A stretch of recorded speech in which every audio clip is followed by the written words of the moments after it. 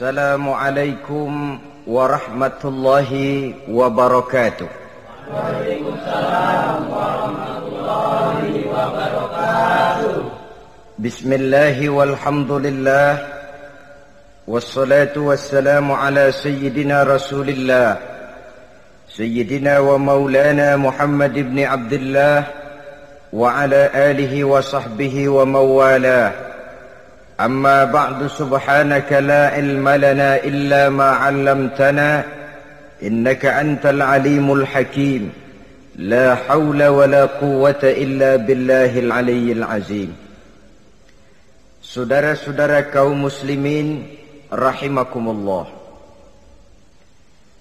Kalimat sibuk adalah kalimat yang paling sering digunakan orang dalam kehidupan ini. Lebih sering lagi kalimat sibuk dijadikan kambing hitam dalam berbagai persoalan, termasuk dalam kehidupan beragama. Kadang-kadang kita bertanya kepada seseorang, kenapa tadi malam tidak hadir di pengajian? Jawabannya, sibuk. Kenapa Jumatan tidak kelihatan di masjid? Jawabannya, sibuk. Kenapa dalam peringatan hari keagamaan tidak kelihatan aktif?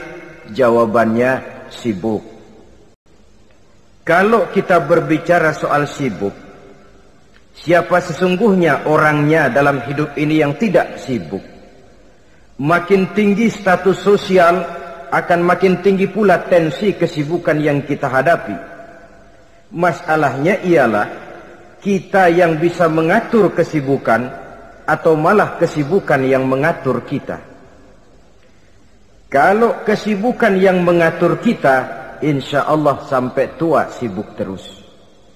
Tapi kalau kita bisa mengatur kesibukan, artinya dalam hidup ini ada semacam, bahasa kerennya, description of job. Ada semacam pengaturan waktu, ada semacam pembagian tugas di dalam kehidupan. Maka pada pertemuan kali ini kita akan berbicara tentang bagaimana mengatur waktu dalam hidup menurut contoh yang diberikan oleh Rasulullah sallallahu alaihi wasallam. Menurut riwayat dari Siti Aisyah radhiyallahu anha, adalah baginda Rasul membagi waktu dalam hidupnya itu menjadi 3 bagian. Sepertiga untuk Allah, sepertiga untuk tugas, sepertiga lagi untuk keluarga. Jadi ada waktu untuk Allah, ada waktu untuk tugas, ada waktu untuk keluarga. Bukankah dalam kehidupan ini kadang-kadang berlaku kepincangan dari tingkah seseorang? Ada orang yang seluruh waktunya cuma untuk Allah saja, tugas dilupakan, keluarga terlantar. Itu bukan orang yang terbaik. Ada orang yang waktunya habis cuma demi tugas saja. Dari pagi sampai pagi lagi, kalau tidak di belakang meja, ia rapat saja kerjanya. Allah dilupakan, sujud tidak sempat, keluarga terbengkalai. Itu juga bukan orang yang baik. Ada juga orang yang waktunya cuma untuk keluarga, kerjanya ngumpul saja. Seperti bahasa Inggris bilang, mangan ora mangan pokoke ngumpul.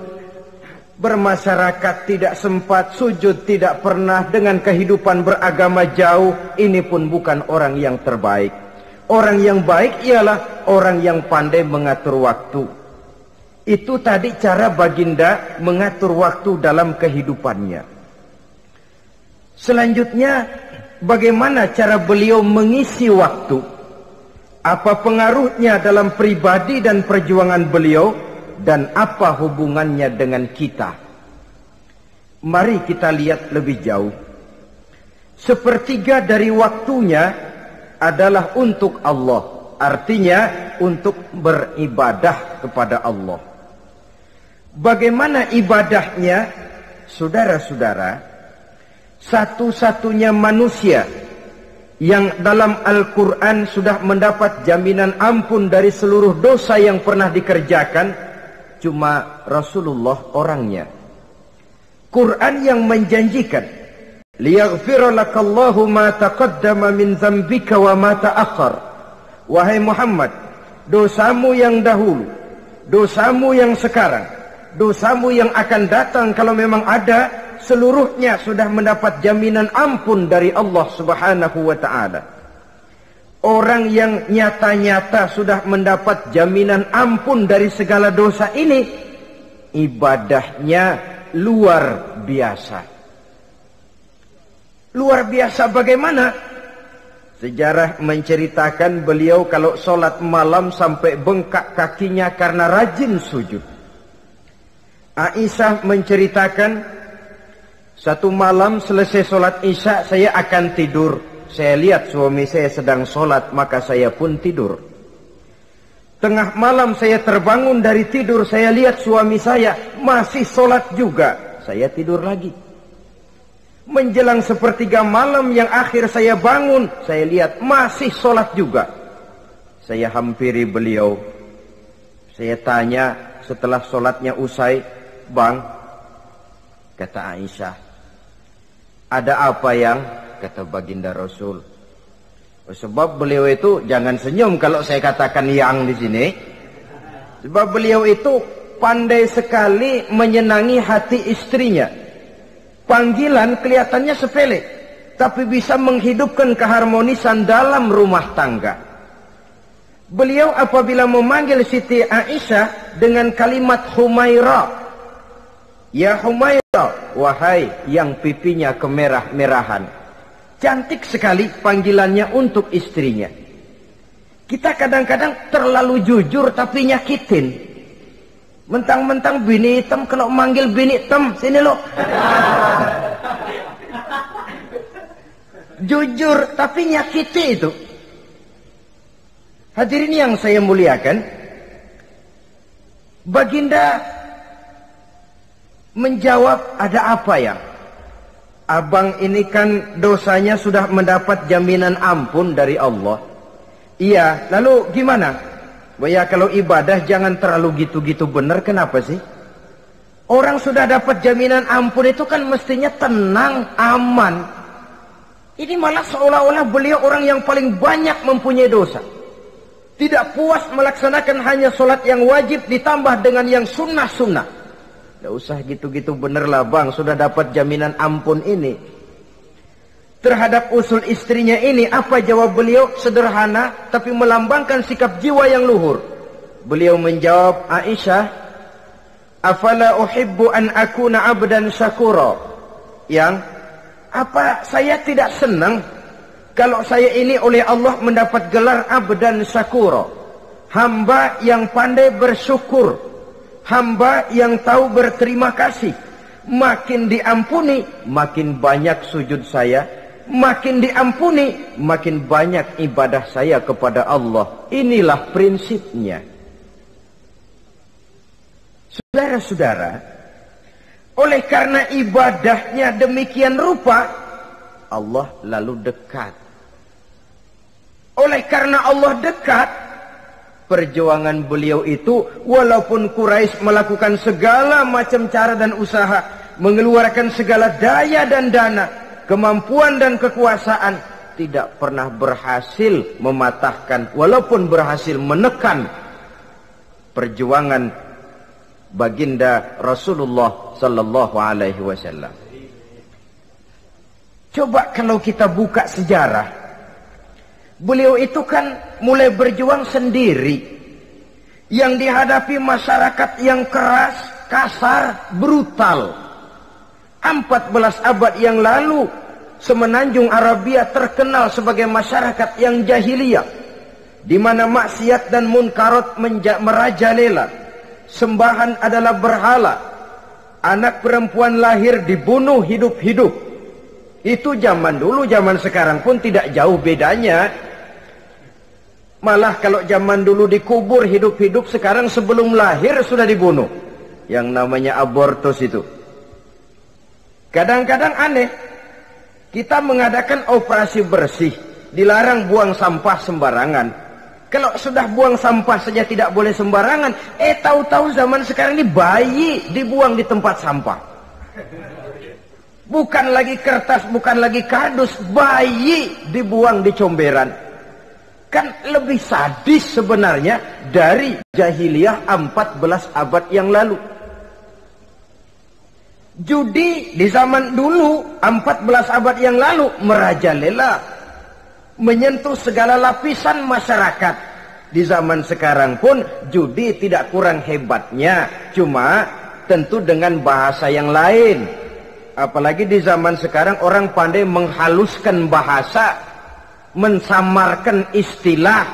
Judi disebut sumbangan umpamanya, sehingga orang lalu tidak terasa bermain judi, terasanya ikut nyumbang.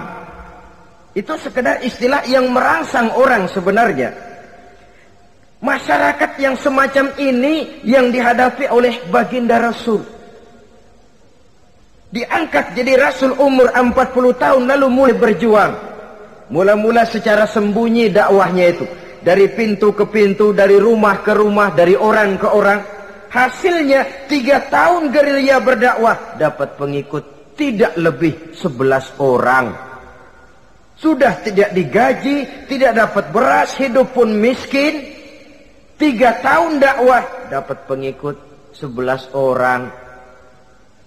Ustadz mana zaman sekarang yang masih mau ngajar? Kalau 3 tahun buka pengajian, yang ngaji cuma 11, bubar.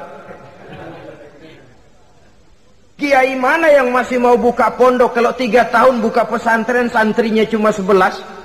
Pemimpin mana yang masih mau kampanye kalau 3 tahun kampanye dapat pemilih cuma 11? Bangkrut. Tapi tidak dengan Rasul. 3 tahun berlalu, turun perintah fasda' bima tu'mar. Tidak usah berdakwah secara sembunyi, Muhammad, sampaikan saja Islam secara terbuka. Mulailah beliau berdakwah secara terbuka, terang-terangan. Mula-mula Quraisy dikumpulkan dekat Ka'bah. Kumpulah Abu Jahal, Abu Lahab, Abu Sufyan dan gembong-gembong Quraisy. Di sana buat pertama kali secara terbuka baginda Rasul pidato. Tuan-tuan Quraisy, apakah tuan-tuan percaya kepada saya? Percaya. Kenapa? Karena Anda Muhammad sejak kecil belum pernah bohong. Baik. Jikalau memang tuan-tuan percaya kepada saya, maka mulai hari ini saya serukan kepada tuan-tuan, ankizu anfusakum minan nar. Jaga, pelihara, lindungi dan selamatkan diri tuan dari neraka. Tinggalkan segala macam berhala, jauhi Latta, Uzza, Manat dan Hubal. Sembah Allah Tuhan yang Esa, yang lam yalid wa lam yulad, yang tidak beranak dan tidak diperanakan. Ini dakwah pertama yang beliau sampaikan. Selesai beliau pidato, Abu Lahab interupsi, angkat tangan. Muhammad, ada apa paman? Alihaza jama'tana? Cuma untuk dengar ocehan kayak begini kami dikumpulkan di sini. Tabban laka ya Muhammad. Kalau bahasa kasarnya, mau mampus kamu Muhammad. Nabi tidak jawab, Allah yang jawab. Tabbat yada abi lahabi wa tab, ma aghna anhu maluhu wa ma kasab. Bukan Muhammad yang celaka, Abu Lahab lah yang kelak akan menemui kecelakaan. Dakwah terus berlangsung. Ketika dakwah secara terbuka sudah dimulai, hambatan dan tantangan mulai datang. Sejak dari teror mental sampai kepada teror fisik. Dan puncaknya terjadi pada saat beliau berumur 53 tahun, di mana Quraisy mengadakan rapat di satu rumah yang disebut Darul Arqam. Kumpulah di situ dedengkot Quraisy. Siapa lagi kalau bukan Abu Jahal, Abu Lahab? Mereka rapat pleno lengkap. Setelah rapat dibuka, kata Abu Lahab kepada Abu Jahal, Jahal, bagaimana ini Muhammad? Iya, bagaimana? Apalagi yang belum kita lakukan, kata Abu Jahal. Kita fitnah sudah, kita caci maki tiap hari, kita lontari kotoran onta, sahabat-sahabatnya kita bantai, tapi mereka tetap tegar. Iya, kata Abu Jahal, Dan sekarang ini sahabatnya sebagian berangsur-angsur sudah hijrah ke Madinah. Ini pertanda Islam akan berkembang di kota Madinah. Kalau nanti dia berhasil di Madinah lalu menyerbu ke Mekah, alamat habis kita gulung tikar. Makanya kata Abu Jahal, makanya apa? Makanya dari dulu juga saya bilang, kempesin aja itu. Jadi kalau bahasa okemnya kan begitu toh. Bunuh saja Muhammad, bunuh. Iya, soal bunuh sih gampang kata Abu Lahab. Tapi Muhammad kan tidak keluar dari batu. Dia punya keluarga, sanak famili dan handai tolan.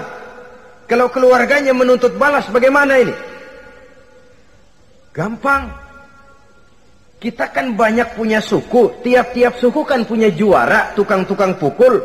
Sewa saja, tiap suku ambil tukang pukulnya, kita kepung rumah Muhammad, bunuh sama-sama. Kalau keluarganya akan menuntut balas, dia akan berhadapan dengan seluruh suku yang ada di semenanjung Arabia ini. Bagaimana, setuju? Setuju.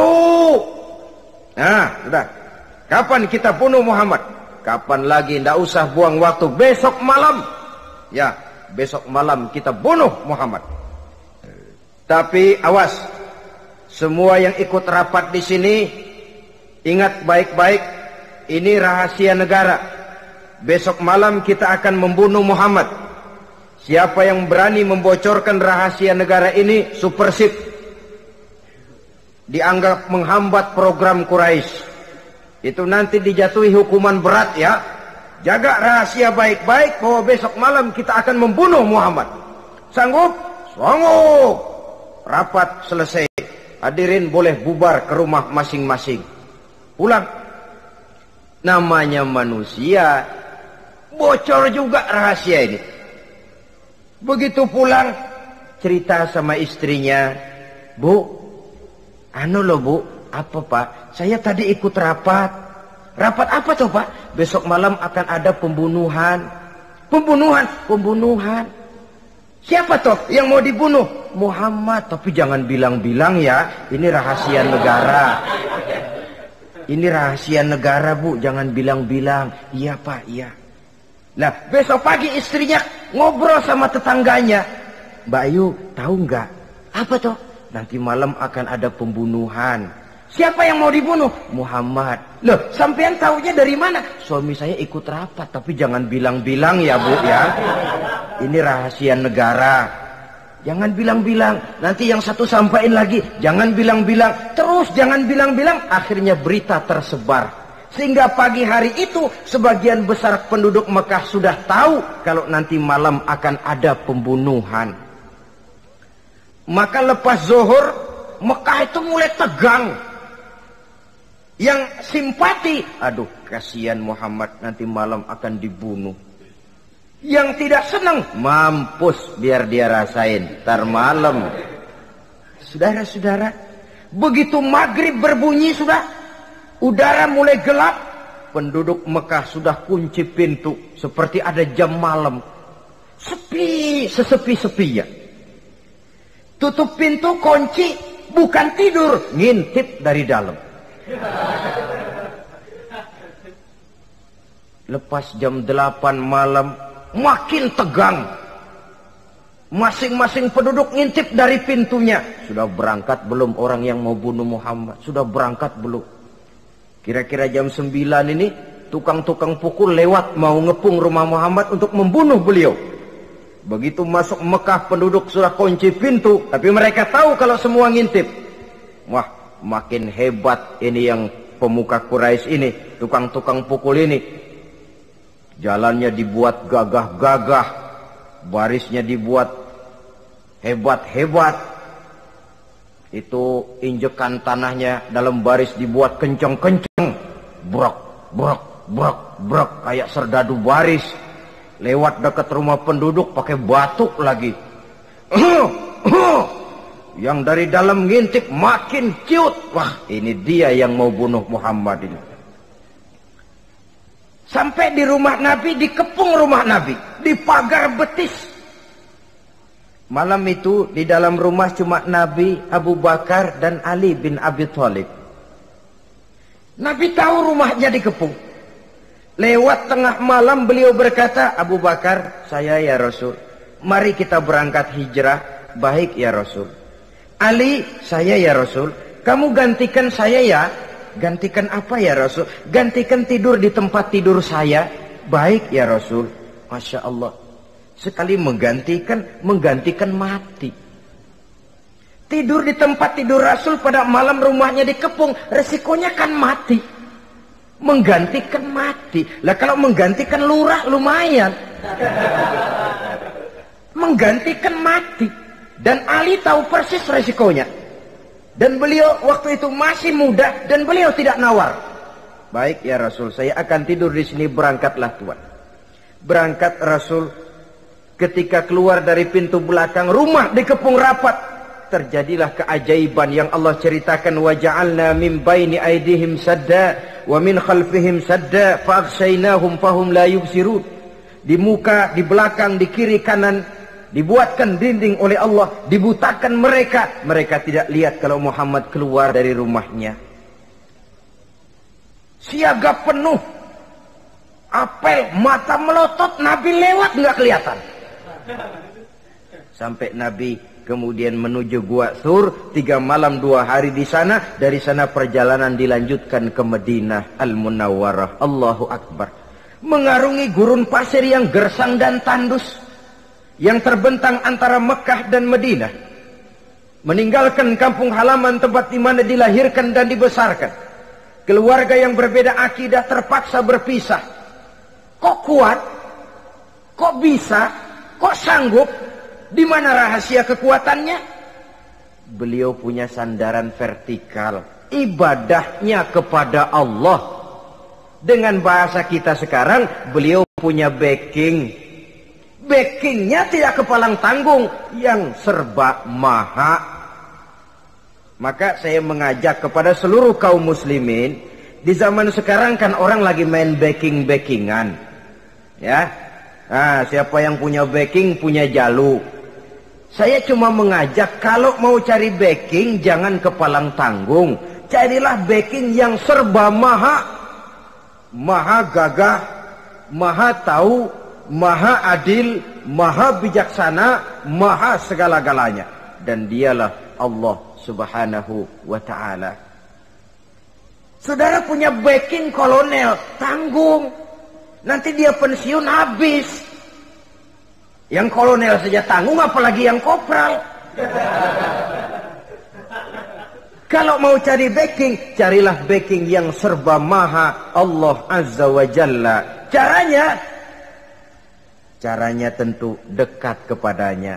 Untuk dekat kepadanya melalui jalur yang sudah diatur olehnya, melalui Rasulullah Sallallahu Alaihi Wasallam, yaitu solat, ibadah. Makin tinggi nilai ibadah, makin dekat kita dengannya. Makin dekat dengannya, makin banyak fasilitas yang akan diberikan untuk kita. Saudara pegawai negeri ingin cepat naik golongan, itu caranya 2. Pertama, jam kantor disiplin.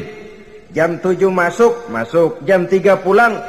Kalau belum jam pulang, jangan pulang. Yang kedua, tambahan di luar jam kantor, sering-sering datang ke rumah kepala bagian. Apa malam minggu, apa hari minggu, apa bawa jeruk, apa pisang Ambon, kan begitu toh. Ini nanti kan kepala bagian kan nilai. Karyawan saya yang satu ini jam kantornya disiplin, tambahan dia sering datang hari minggu di luar jam kantor bawa jeruk lagi. Ini mestinya belum naik lah, gue naikin dulu ke atas. Naik, saudara-saudara. Yang saya maksud apa? Itu zuhur, asar, maghrib, isya, subuh, jam kerja resmi itu. Jam kantor. Lah, ada kunjungan di luar jam kantor. Yang namanya tahajud, yang namanya hajat, yang namanya duha. Nanti kan Allah lihat, ini hambaku yang satu ini jam kantornya betul. Zuhur, asar, maghrib, isya, subuhnya tepat. Tambahan di luar jam kantor, dia sering menghadap kepadaku. Nah, hambaku ini aku angkat kau maqamam mahmuda, ke satu tempat yang terpuji. Kalau Allah yang ngangkat, satu negara orang mau rendahkan kita, kita akan tetap tinggi. Kalau Allah mau rendahkan, satu negara mau angkat kita, kalau memang dasar mesti nyungsap ke bawah. Inilah perlunya sandaran vertikal. Inilah perlunya kita mempunyai backing hanya kepada Allah. Pada waktunya orang akan sampai ke titik jenuh. Dalam kesunyian orang sering mempertanyakan eksistensi diri, mulai mempertanyakan hakikat keberadaannya. Di tengah kesibukan bisnisnya, di tengah kesibukan kerja dari rapat ke rapat, dari kantor ke kantor, dari tender ke tender, orang akan sampai kepada titik jenuh. Dikala itu dia memerlukan ketenangan, dikala itu dia memerlukan kedamaian, dikala itu dia mencari eksistensi diri. Sebenarnya hidup ini mau apa sih? Cuma sekedar menjalani hal-hal yang rutin saja, pergi pagi pulang sore, peras keringat banting tulang, atau ada tujuan yang lebih luhur daripada sekedar ini? Dikala itulah dia mulai mencari jalur untuk mendekatkan diri kepada Sang Pencipta. Dan tidak bisa ingin dekat dengan Allah, saudara, pakai aturan sendiri. Ingin dekat dengan gubernur harus ikut aturan yang ditetapkan oleh protokolnya gubernur. Ingin dekat dengan presiden, ya ikut jalur yang sudah disusun oleh protokolnya presiden. Ingin dekat dengan Allah, ya ikut jalur yang sudah diatur oleh Allah melalui Rasulnya. Apa itu? Ya diantaranya sholat, puasa, dan ketentuan-ketentuan ibadah yang lain. Tidak bisa dengan prinsip, yang penting kan hati baik, berjiwa bersih, akhlak luhur. Tidak usah sholat kalau hati baik sudah dekat dengan Allah. Oh, alangkah enaknya kalau begitu. Kalau dengan itu bisa dekat dengan Allah, rasanya Nabi Muhammad yang paling dulu berhenti sembahyang. Kenapa? Beliau orang yang hatinya paling baik. Beliau orang yang budinya paling luhur. Kalau budi luhur dan hati baik sudah menjamin untuk dekat dengan Allah, Nabi dulu berhenti sholat. Nyatanya tidak. Beliau orang yang berbudi luhur, berakhlak baik, entoh ibadahnya demikian rupa. Dan beliau adalah standar untuk kita jadikan contoh dalam mengamalkan ajaran-ajaran agama di kehidupan kita ini. Saudara, itu tadi sepertiga waktu beliau untuk ibadah, untuk Allah. Sepertiga yang kedua dari waktu beliau adalah untuk tugas. Dalam hal ini, sebagai seorang Rasul, menyampaikan risalah Islam berhadapan dengan umat. Yang jadi soal ialah, apa modal utama beliau di dalam melaksanakan tugas? Dan ini nanti sebagai cerminan buat kita. Modal utamanya pertama adalah keteladanan, dan yang kedua adalah akhlak. Sekarang ini kita hampir nyaris mengalami berbagai macam krisis. Yang paling santer kita dengar adalah krisis wibawa. Ada pak guru dicegat muridnya di jalanan, dipukulin karena nggak naik kelas katanya. Nampaknya guru nggak lagi berwibawa. Di satu pihak mungkin karena si guru tidak bisa digugu dan ditiru. Di lain pihak juga murid tidak lagi mengenal arti rasa hormat kepada pak guru. Nah, kenapa krisis wibawa timbul? Karena tidak ada keteladanan.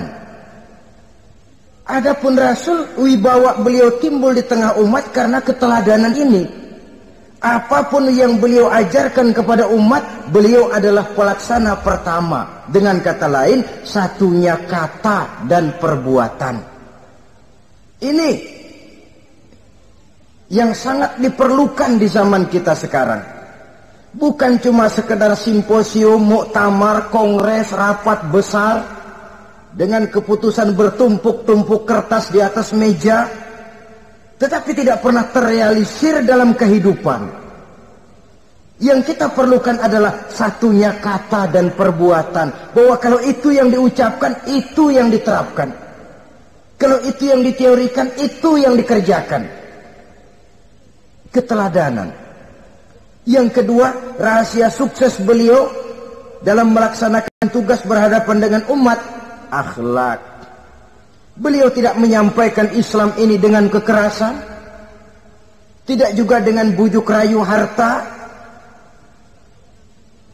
Tidak pula dengan menakut-nakuti orang. Belum pernah kita baca dalam sejarah beliau teriak-teriak, awas yang tidak masuk Islam dipecat jadi orang Arab. Tidak. Atau dengan bujuk rayu, ayo siapa masuk Islam super mie 2 bungkus. Tidak. Sebab kebenaran tidak bisa dipupuk dengan materi. Kebenaran adalah soal keyakinan, dan keyakinan adalah soal batin. Orang yang beragama karena tertarik kepada supermi, orang yang beragama karena tertarik kepada pakaian, kepada obat-obatan, nilai imannya dipupuk dengan materi. Dan usaha seperti itu sama saja dengan menegakkan benang basah. Dia percaya kepada sesuatu yang dia tidak mengerti. Dia yakin kepada sesuatu yang dia tidak tahu apa bentuk yang dia yakini itu. Alangkah malang dan kasihannya orang yang beragama seperti ini. Tidak demikian dengan Rasul. Islam ini adalah satu keyakinan. Keyakinan terhadap kebenaran hanya bisa ditegakkan dalam nurani manusia yang paling mendasar. Karena itu dia tidak bisa dipaksakan. Dan itu pula sebabnya Quran punya prinsip la ikraha fid din. Tidak ada paksaan dalam beragama. Mau Islam silahkan, tidak mau Islam silahkan. Allah tidak memaksa. Tapi ayat ini jangan disalah pakai. Tidak pernah sholat, ditanya orang, kamu kan Islam kok tidak sholat? La ikraha fid din dong. Salah pakai. Yang tidak ada paksaan dalam beragama itu untuk orang di luar Islam. Kepada tuan-tuan di luar Islam, la ikraha fid din, tidak ada paksaan masuk Islam. Tapi kalau sudah masuk ke dalam Islam, maka berlaku peraturan Islam. Contohnya begini saja, tidak ada paksaan masuk ke rumah saya. Itu toh. Mau masuk silahkan, tidak mau masuk tidak ada urusan. Tapi sekali saudara masuk ke rumah saya, saudara harus ikut tata tertib yang ada di dalam rumah saya. Kira-kira beragama itu begitu. Tidak ada paksaan masuk Islam. Tapi sekali saudara masuk Islam, maka berlaku peraturan Islam untuk kehidupan saudara. Jadi la ikraha fid din ini buat orang di luar garis. Allah tidak maksa-maksa orang mau masuk Islam, mau tidak. Silahkan saja. Tapi ketika orang mendapat hidayah, masuk ke dalam Islam, peraturan Islam berlaku dalam kehidupannya. Saudara hadirin, kaum muslimin rahimakumullah. Akhlak. Mari kita lihat lebih jauh bagaimana sih akhlak beliau yang mulia itu. Allahu Akbar. Kalau orang berakhlak kepada teman, itu sih biasa. Tapi berakhlak kepada musuh, ini yang luar biasa. Ini yang agaknya Allah saja memuji beliau. Wa innaka la'ala khuluqin azim. Engkau Muhammad benar-benar berada di atas budi pekerti yang luhur dan terpuji. Kalau saya baik kepada orang yang memang baik kepada saya, lorhisto, wajar, memang harusnya. Tapi berbuat baik kepada orang yang jahat terhadap saya, ini yang tidak setiap orang bisa. Nah, sebab itu saya tidak ingin menceritakan akhlak beliau kepada sahabat, namanya juga kepada sahabat. Saya akan kutip beberapa riwayat yang menceritakan bagaimana akhlak beliau kepada orang yang nyata-nyata memusuhinya. Berbagai riwayat menceritakan bagaimana beliau ketika di Taif dilontari orang dengan batu, yang melontari beliau malah mendapat doa, Allahumma hdi qaumi fa innahum la ya'lamun. Ya Allah, berikan hidayah, berikan petunjuk kepada mereka yang melontari saya dengan batu, karena mereka tidak tahu. Kalau saja mereka tahu, mereka tidak akan melontari saya dengan batu. Ya Allah, berikan hidayah kepada mereka. Padahal ketika itu malaikat Jibril menawarkan jasa. Muhammad, kalau kamu mau orang yang melontari kau dengan batu itu hancur, saat ini juga saya angkat Jabal Uhud, saya timpakan mereka biar mati semua. Mau Muhammad? Jangan Jibril, mereka tidak tahu. Kalau saja mereka tahu, mereka tidak akan melontari saya dengan batu.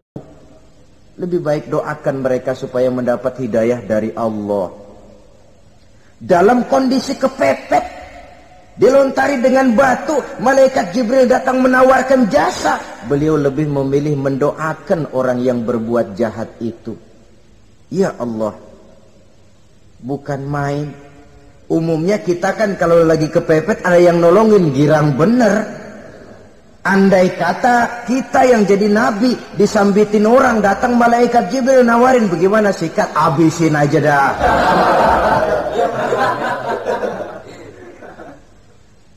Ini akhlak kepada musuh. Ketika beliau selesai sholat zuhur, istirahat rebah-rebah, tidur-tiduran di bawah pohon kurma, datang orang kafir yang bernama Daksur yang sudah lama mengintip-ngintip, mencabut dan menghunus pedang. Muhammad, kalau ini saat saya tebas batang lehermu, siapa yang akan menolong engkau? Tidak ada. Yang akan menolong saya Daksur? Iya, Allah yang akan menolong saya.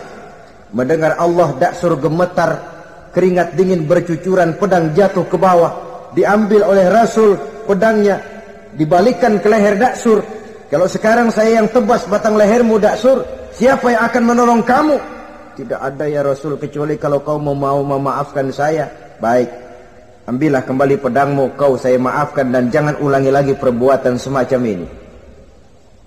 Lain saat beliau sedang tawaf, diikuti oleh seorang Quraisy kafir. Sambil tawaf, ini kafir Quraisy sudah bawa pisau.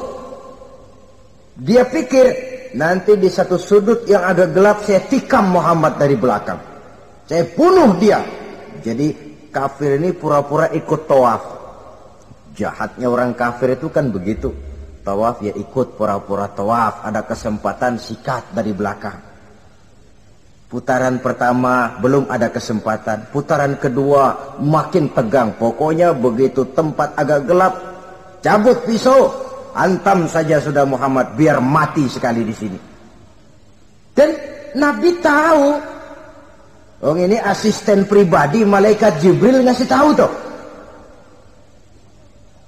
Jadi malaikat Jibril memberitahu, awas Muhammad, itu di belakangmu orang cuma pura-pura tawaf, dia bawa pisau mau bunuh kamu, hati-hati Muhammad, Roger ganti gitu.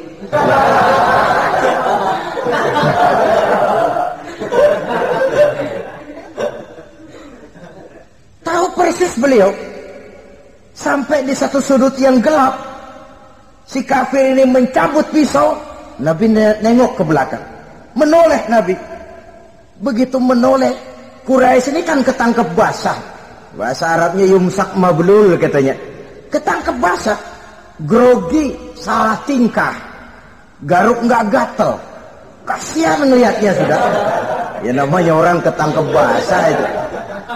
Mau alasan apa? Nggak beralasan ya, harus merasa harus membela diri. Gemetar nggak karu-karuan. Kata Nabi senyum. Mau apa, Mas? Ano Rasul, ini ano apa? Ano. Sudah, saya kan tahu kamu mau bunuh saya toh. Sudah, saya sudah tahu kok. Oh, kamu jangan pura-pura. Kamu kan mau bunuh saya kan? Terus terang saja.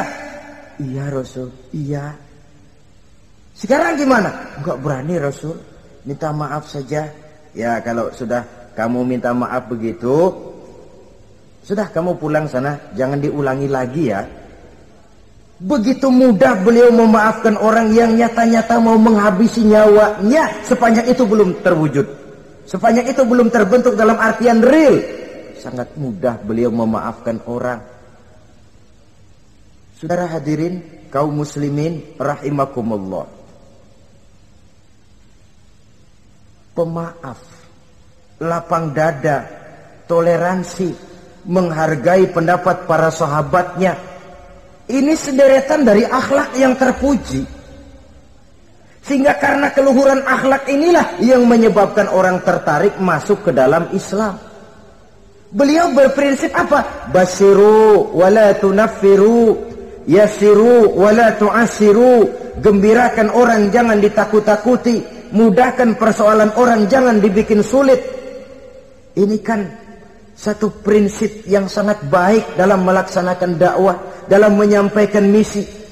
Apapun tugas kita di masyarakat, sebagai pegawai pemerintahan, pejabat negara, pedagang, pengusaha, seniman, ustadz, mubaligh, kiai, ulama. Dalam berbagai profesi, modal utama untuk sukses adalah akhlak. Sebab hati kita yang tahu cuma Allah. Orang lihat penampilan kita, orang lihat muka kita.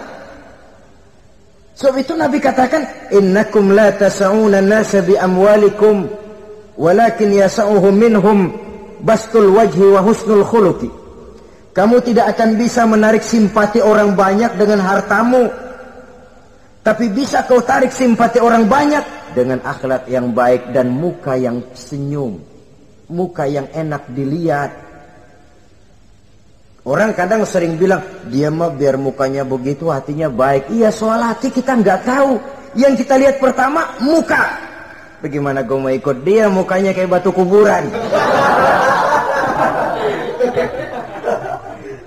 Kesan serem pertama itu kan sudah ada. Walaupun kadang-kadang hati memang baik, tapi hati itu kan urusan Allah. Yang kita lihat pertama muka.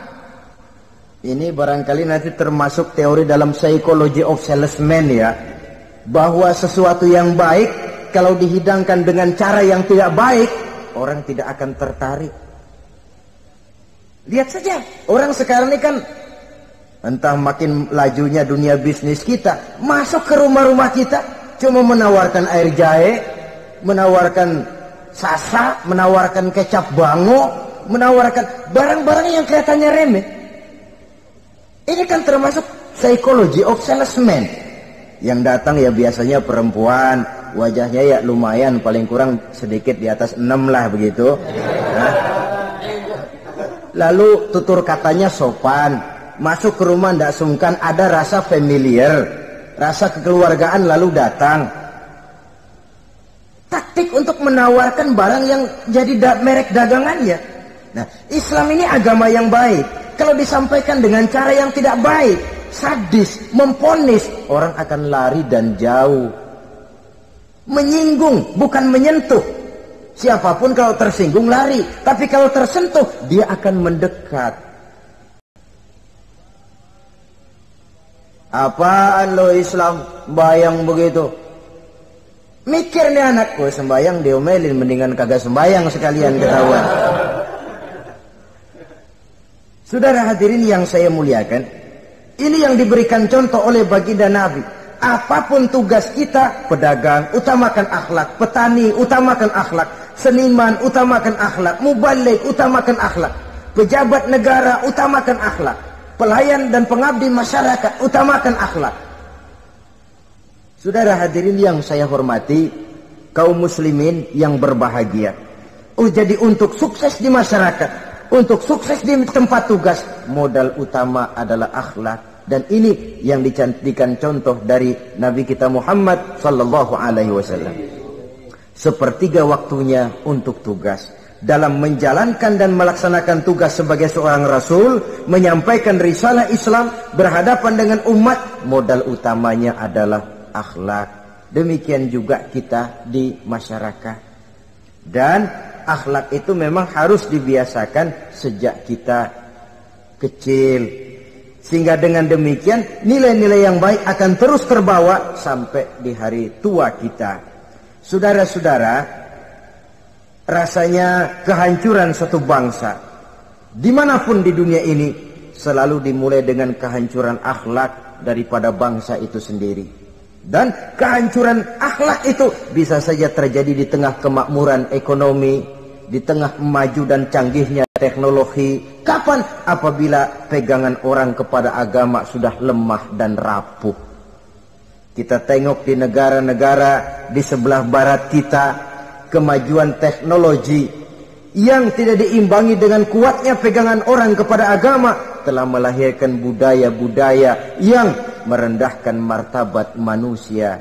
Lahirlah kebudayaan hippies, lahirlah kebudayaan nudis, hidup serba bosan dengan ini dan itu karena segalanya sudah dimiliki. Rumah mentereng, jumlah kendaraan sejumlah keluarga, kapal pesiar di laut mewah, pesawat udara punya. Setelah ini punya, ini ada, semua ada, titik jenuh sampai. Mau apa semua ini? Akhirnya ingin hidup apa adanya, tidur di gua-gua, tidur di kaki-kaki gunung, tidur di hutan belantara, pakaian kumel. Itu hipis-hipis yang datang kemari, yang pakaiannya kumuh, tambelan, lepis belel. Padahal di kantongnya cek, travel cek, dolar. Lain hipis kita, emang benar-benar gembel.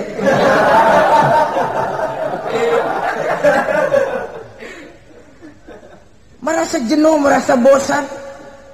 Bahkan sebuah berita dari Jerman, orang terlalu kaya, pulau dibeli. Di pulau itu dia bikin satu klub yang bernama klub nudis. Setiap anggotanya boleh masuk ke pulau itu dengan catatan tidak boleh pakai pakaian selembar pun, alias bugil, telanjang bulat. Sudah telanjang bulat itu. Dan di sana berlakulah apa yang disebut serba boleh. Jadi kalau di sana ke sana saudara bawa istri, masuk anggota, ya silahkan saja. Istilah tukar pakai, simpan pinjam, bisa-bisa saja, asal suka sama suka. Asal perbuatan yang dianggap tidak merugikan orang lain, suka sama suka, sudah tidak bisa dituntut oleh norma yang berlaku. Ya. Itulah sebabnya kita sering prihatin bahwa kemajuan sering membawa pergeseran nilai. Apabila kita tidak bisa menghindarkan diri dari proses pergeseran nilai, setidaknya kan kita bisa menjaga diri jangan sampai hanyut oleh nilai-nilai yang negatif. Akhlak, baik sebagai muslim, baik sebagai bangsa Indonesia yang berkepribadian luhur, itu merupakan cerminan kita. Saya prihatin, belum lama diselenggarakan kontes bibir terindah. Kontes bibir terindah itu kira-kira apa manfaatnya? Apa yang jadi ukuran? Dan bukankah bibir karunia Tuhan? Ya kalau yang bibirnya mungil bisa ikut kontes lah, kalau yang jebleh gitu.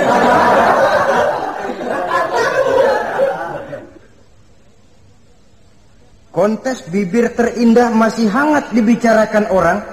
Sudah muncul lagi kontes betis terindah.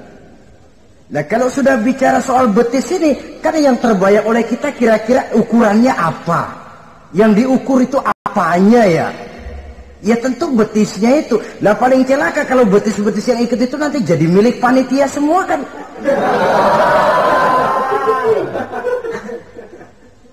Yang tidak usah kita mengukur dengan kacamata agama, dengan budaya kita sebagai bangsa Indonesia yang berfalsafahkan Pancasila, rasanya mendengarnya saja kok sudah tidak sah gitu loh. Tidak pas untuk ukuran kita sebagai bangsa yang berfalsafahkan Pancasila. Saudara-saudara kaum muslimin rahimakumullah. Ini yang saya maksud tadi, proses pergeseran nilai. Andai kata kita tidak bisa menghindarkan diri dari hal yang semacam itu, setidaknya kita bisa menjaga diri jangan sampai hanyut ditelan proses pergeseran nilai. Dan memelihara nilai-nilai akhlak ini dari hari ke hari memang tidak semakin ringan, bahkan akan semakin berat, karena tantangan yang kita hadapi juga akan semakin berat. Inilah sepertiga yang kedua dari waktu beliau untuk melaksanakan tugas. Jadi modal utama dalam melaksanakan tugas akhlak. Di antara nilai akhlak itu prinsip Nabi tadi, gembirakan orang, jangan ditakut-takuti, mudahkan urusan orang, jangan dibikin sulit. Sehingga kalau yang memang mudah lalu dipersulit, itu sudah mencerminkan akhlak yang tidak diajarkan oleh Rasulullah sallallahu alaihi wasallam. Kemudian yang terakhir, sepertiga yang ketiga dari waktu beliau adalah untuk keluarga. Jadi tadi ada waktu untuk Allah, ibadah. Ada waktu untuk tugas. Dan yang ketiga ada waktu untuk keluarga. Bagaimana Rasul di tengah keluarganya? Anas bin Malik bercerita, saya 11 tahun membantu di rumah tangga Rasul. 11 tahun itu kan artinya 11 kali 360 hari kali 24 jam. Bukan waktu yang sebentar itu. Selama 11 tahun saya membantu di rumah tangga Rasul, kata Anas, belum pernah saya dengar kata-kata kasar, keras, membentak. 11 tahun saya membantu di rumah tangga beliau, belum pernah saya lihat ada piring terbang, ada bakyak melayang. Artinya apa? Cerminan dari ketentraman, keayeman, kedamaian rumah tangga beliau. Padahal rumah tangganya kecil. Istrinya lebih dari satu, tapi aman, tentram, rukun. Kita kadang-kadang istri satu seminggu 7 hari, perang 6 hari. Cuma 1 hari gencatan senjata. Saudara hadirin, saudara kaum muslimin rahimakumullah.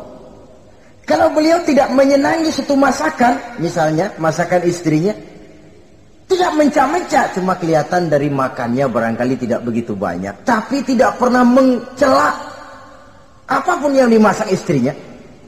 Senang ya dimakan, tidak senang ya dimakan karena menghargai lelah jerih payahnya istri.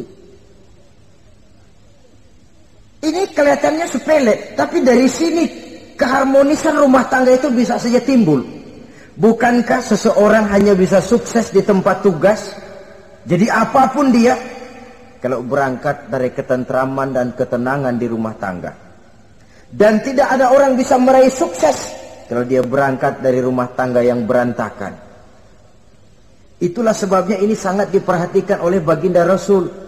Dari rumah yang kecil, dari tempat tidur yang sederhana, yang sebelah itu kain kasar, sebelah dipakai untuk tidur, sebelah dipakai untuk selimut. Jadi kasur merangkap selimut. Allahu Akbar.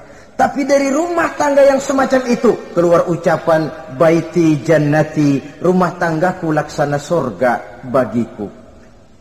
Di mana sih rahasianya? Karena rumah tangga beliau didirikan di atas ajaran agama. Agama membuat suami istri tahu hak dan tahu kewajiban. Kalau kewajiban dilaksanakan, hak diberikan, akan timbul saling pengertian.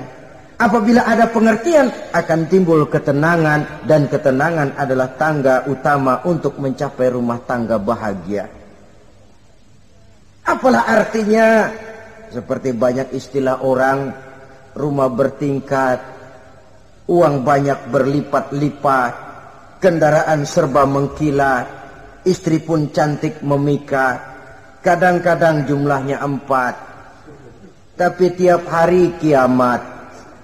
Tidak pernah ada ketenangan dan kedamaian di rumah itu. Saudara hadirin, lebih celaka lagi sudah rumah gubuk berantem melulu.